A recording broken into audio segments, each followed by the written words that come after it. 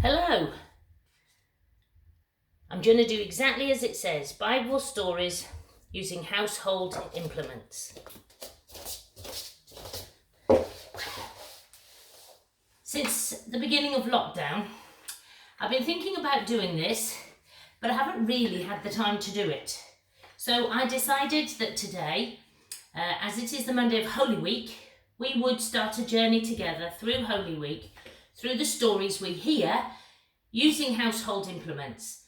I thought it would be an interesting, light-hearted way to look at the story, understanding the significance of the story and finding out more about God, about Jesus' life, death and resurrection this week.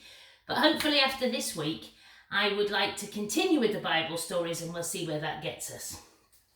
I'm going to be doing this with my trusty bag. This bag was, I attribute this to Godly Play. My friend Nicola demonstrated the use of it and my friend Jan made it. This is an unedited, unpolished, take me as you find me production, and we'll see how it goes. So, yesterday was Palm Sunday. We hear the story of Jesus and his friends coming into Jerusalem. You may have heard the story before, but if not, I'll quickly recap. Jesus and his followers came into Jerusalem with a lot of noise and a lot of noise. Jesus rode on a donkey or a colt, and he and his followers of all shapes and sizes had come down from the Mount of Olives and had come into Jerusalem. In Jerusalem there was a big temple. So pull it this way a bit. So Jesus and his friends had come into Jerusalem with lots of people singing and laying palm trees, hence we call it Palm Sunday. And Jesus and his friends had already begun to upset the authorities, those in charge, and they had had a day of joy and celebration, and then they'd gone back to a place called Bethany overnight. In the morning, Jesus and his friends came from Bethany, and they were walking to Jerusalem. Now, some of you may know that I went to Palestine last year. The joke is that not many people know I did that because I talk about it all the time. But one of the things I do remember is the hilliness. The Mount of Olives goes down and then goes up to Jerusalem. So wherever you want to get to Jerusalem, you go up a hill. Now, Jesus had had a busy day the day before, and life was probably quite tiring, and he and his friends were walking to Jerusalem, and Jesus saw a fig tree. Now, what we have to understand in the stories of Jesus is that what he does always has significant meaning. We may just read it as something that happened, but everything that we read in the Bible and in the Gospels has a meaning.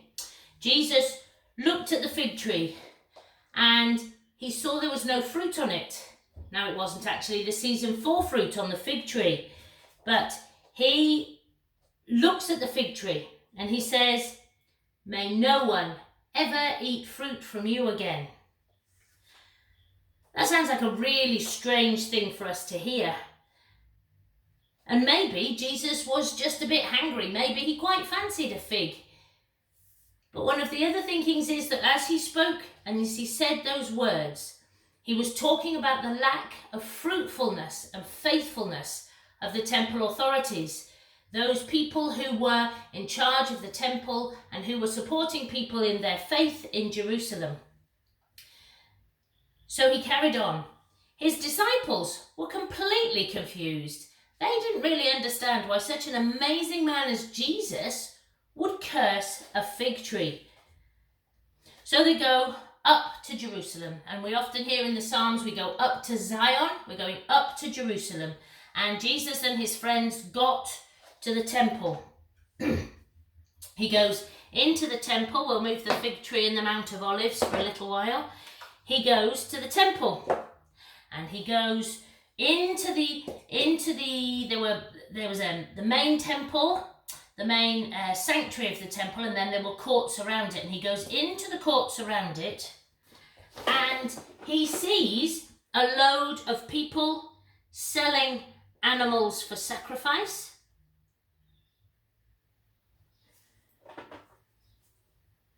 And changing money.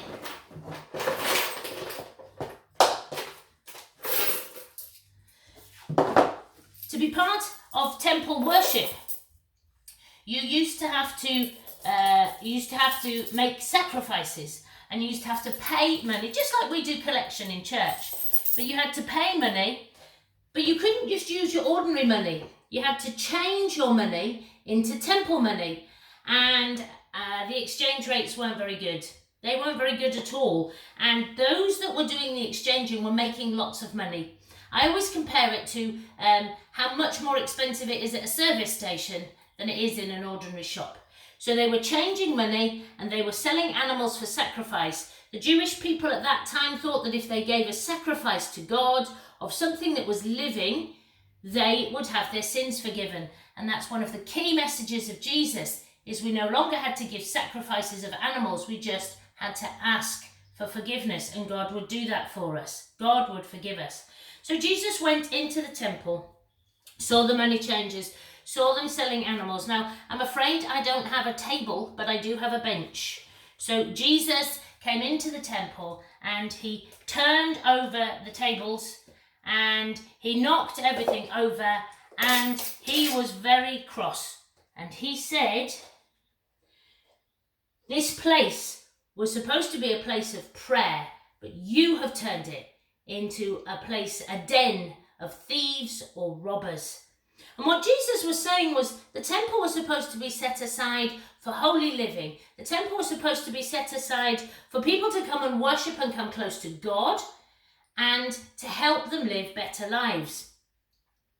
Doing all of these things wasn't helping them. Now, his disciples were a bit anxious about this, because they already knew that Jesus had upset a lot of people because of the things he was saying and the things he was doing. He'd had a big day yesterday in Jerusalem, and already the soldiers were looking to get to kill him. The soldiers were looking for ways to capture him. And then the temple authorities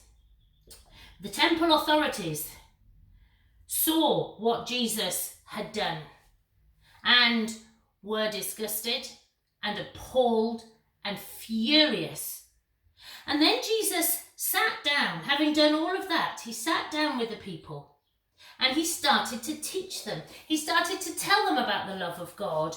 This angered the temple authorities even more. Who did he think he was? Well, tomorrow we're going to find out more about who he thought he was and what he said, and we're going to find out a bit more about our fig tree. But for now, that's the story that we remember on the Monday of Holy Week. Jesus cursing a fig tree, Jesus turning over the tables in the temple, and already upsetting the authorities and getting closer and closer to the time when he would be arrested. So at the end of the day in the temple, Jesus and his friends went back to Bethany to stay at a place, probably the place where his friends lived, Mary and Martha and Lazarus. Bethany's about a couple of miles from Jerusalem, and so whilst the heat went on in Jerusalem, they retired to somewhere a bit calmer and a bit more peaceful for some rest. Go well today, and I'll see you tomorrow.